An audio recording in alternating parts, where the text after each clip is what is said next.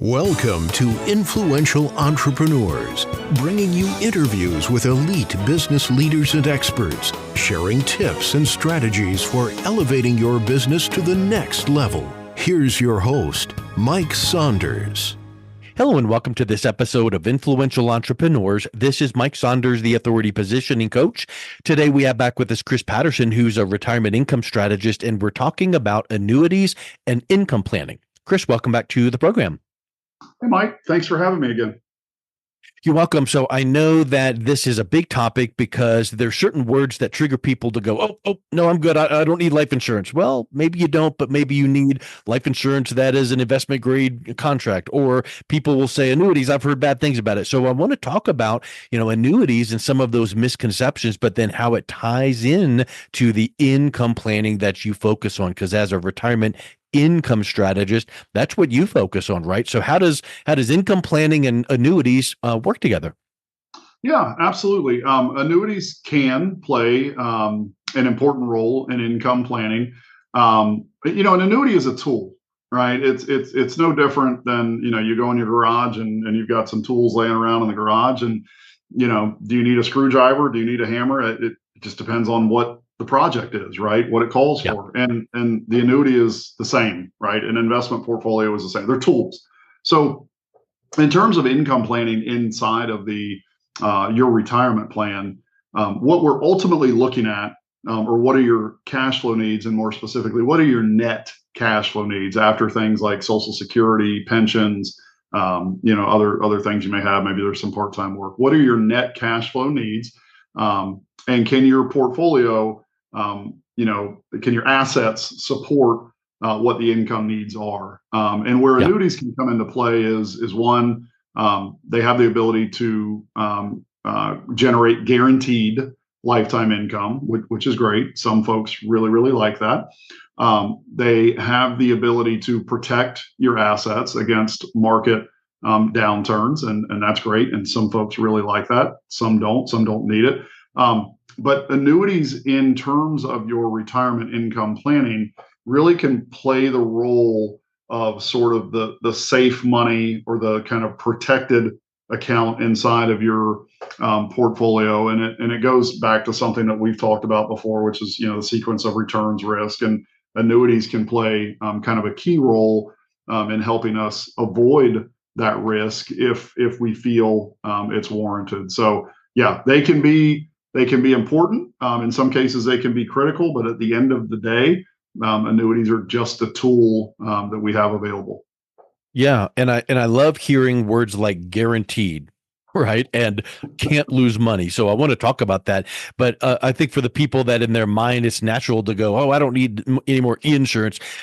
Isn't an annuity actually an insurance contract? Yes, an annuity is absolutely an insurance contract. That's interesting to think about, because I think a lot of people are like, oh, I'm not going to do that insurance. I'm going to do an annuity. Well, an annuity has, different, ways that it works other than, like whole life or permanent life, but it actually is an insurance contract. So a lot of people have that misconception, I would think. Yeah, they do. And a lot of folks, and honestly, a lot of advisors, for better or worse, will sell annuities as investments, and it's not. I mean, it really is insurance. It's there are contractual guarantees and contractual components, inside of those policies. And yeah, annuities are absolutely insurance. And again, it all comes back to how does it fit into somebody's overall plan.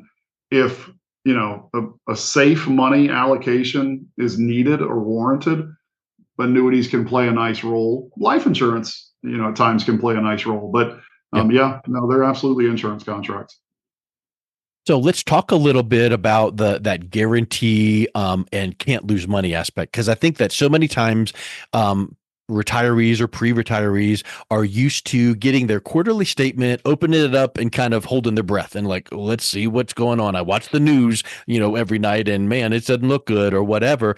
So talk a little bit about the can't lose money and guarantees, because I think that is such a huge thing. It's almost like, help you to sleep at night insurance that you're talking about.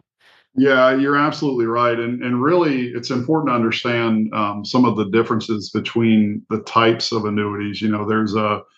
As an example, there's a variable annuity, which a lot of people have heard of. And I have to be completely honest with you. I would never recommend that any individual put money into a variable annuity. They're expensive. They tend to underperform. They'll go up and down with the market, right? So variable annuities, I just don't get involved in. There are fixed annuities, right? Fixed annuities are not subject to market fluctuations. They're generally going to have some guaranteed rate of interest for some guaranteed period of time. And then there are fixed indexed annuities. Fixed index annuities are kind of a hybrid of the variable and the fixed, but at the end of the day, probably the most important component that the fixed index annuity has is that the principal is fully protected, so you're not going to lose money due to a market downturn. But you have the ability to share in the upside of the market inside of a fixed index annuity, and those returns can be pretty good at times, and then at times they'll be kind of stagnant. But in terms of the guaranteed income, all of those types of annuities can offer guaranteed income. Generally speaking, within the fixed index annuity, that guaranteed income is being offered via a guaranteed income rider, RIDER, guaranteed income rider. And you're going to pay a fee for that. And you're going to see fees anywhere from 90 basis points or 0.9% up to as high. I've seen them, at 1.75%. So, and the higher fee doesn't necessarily mean the better guaranteed income. So you got to be a little bit cautious there. But that guaranteed income can be powerful because it is guaranteeing that income for your life. And it can also be a joint guaranteed income, meaning that if something happens to the owner of the annuity, that guaranteed income can continue on for the life of the spouse, right? So that's very important. It's very powerful. The downside to that guaranteed income is it generally is not adjusted for inflation, right? So this is a tool. It would fit into an overall income strategy, and obviously we have to adjust for and hedge against inflation, but that guaranteed income is going to pay you out that income every month, every year, however you choose to receive it, for the remainder of your life. If something happens to you, and let's just say it's a single income, right? So that income would stop at the owner of the annuity's death, right? But if there's anything left in that contract, that's going to pass on to beneficiaries. And that's an important thing to understand, because the kind of the old school annuities, you used to annuitize. And what that means is you would just turn your money over to the insurance company and they'd pay you out that guaranteed income for some period of time, maybe for your life. But when you pass away, there's no money going to beneficiaries. So that structure kind of changed many years ago, and really for the better. But yeah, what a powerful thing to have, guaranteed income stream that you can count on in your plan. And you mentioned something about participating in the upside, like if it's indexed or tied to whatever market, then if that's a great year, then you're going to get great returns. But what if that particular index just tanks one year? Then that's where you're capped out at zero. You can't lose money, right? So you got the benefit of, yay, it increased, so I got a better return. But if the market tanked and your friends come waving their statements at you going, we lost 20%, you're looking at yours going, I was even, I didn't lose a dime. Yep, that's exactly right. And quite frankly, we saw that in 2022. We saw that, for stretches, from 2000 to 2010. But you're exactly right. Take the S&P 500 as an example. 2008. It's a year we all painfully remember. But when the S&P was down 37, 38%. If you had a portion of your assets in the fixed index annuity and it was tied to the S&P 500 index, you didn't lose any money in that particular year. On the flip side, if the S&P 500 is up, say, 20%, you might only share in 8% or 10% or 12% of that upside. There's a lot that goes into those calculations, and we try to walk clients through that and help them understand it. But yeah, that principal protection is key. There's and I'd say in probably 80% of retirement plans, it's kind of warranted to consider that type of protection. Again, to kind of mitigate something we've talked about before, the sequence of returns risk. But yeah, powerful tools that, if used properly, can help to really help retirement plans prosper in the long run. And then you mentioned rider.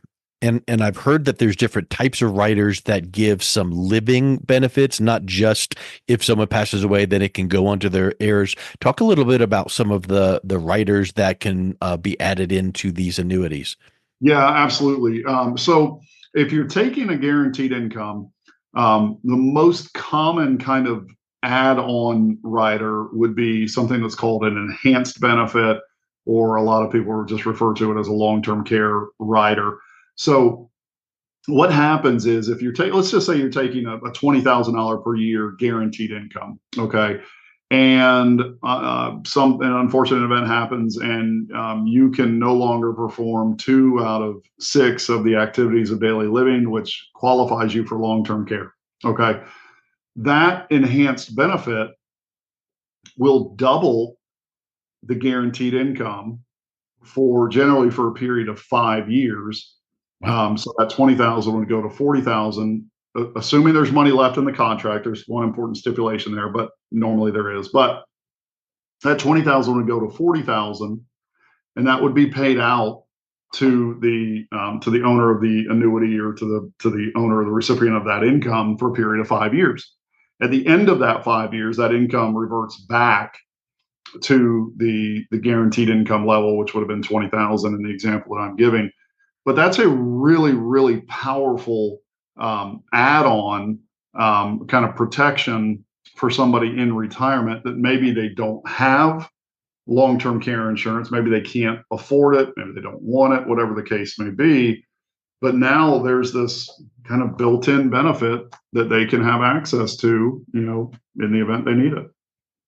The thing that strikes me on that is, it's there if you need it, but if you didn't need it, your annuity acts like whatever it was set up for, cash flow or growth or whatever. Meaning, like, if my car insurance I pay every month, if I did not wreck my car or make a claim that year, I can't call up my insurance company and say, send me my premiums back. That's just what insurance does. Well, if you have a standalone long-term care policy, many times they could be expensive, like you mentioned, but if you didn't use the long-term care, you can't get the money back. So if you have a long-term care policy, 2, 3, 5 years, and finally use it, great. But look how many years you paid into it that you didn't use. So with this rider, it just seems to me like it's an extra little level of protection, because if you need it, however it distributes out, that's wonderful. But if you don't need it, your annuity is performing the way it was set up. I think that's a really neat aspect that maybe people don't pick up on. Yeah, I agree with you. And anytime you're building out a retirement income plan or retirement plan, we're trying to maximize all of the income and all of the benefits that a retiree can get at the least amount of cost possible, right? That's part of our fiduciary role, is to keep fees and expenses as low as possible. So if there is a benefit like that that's available at no additional cost, then by all means, we want to look at it and consider it and make sure that the client understands it. Because again, going back to something you and I have talked about, fulfilling that fiduciary role, you're really only filling it if you are examining all options for clients, not just the ones that you want to see them, move into, or not just the ones that your company deals with. So yeah, we are constantly scratching and clawing to try to find any added benefit for retirees in their retirement plans. Yeah, I think that's the aspect that people have to keep in mind is if someone is a true fiduciary and following, that guideline, they're legally obligated to tell you all the options and then let you decide and tell you what one is best. And if they leave one out, that's the same thing as guiding you in the wrong direction in a sense. So should all of your money be in annuities? Probably not. Just like you shouldn't put all your money in one bucket of anything. So it could be a wonderful option to see how it plays out. But I think the thing that people should also not do is what we're tempted to do. Let me just go Google, set up an annuity, click, click, click. You get into the weeds there and could get so confused because there's just so many different types of annuity. So you have to just find out what one is best for your personal plan.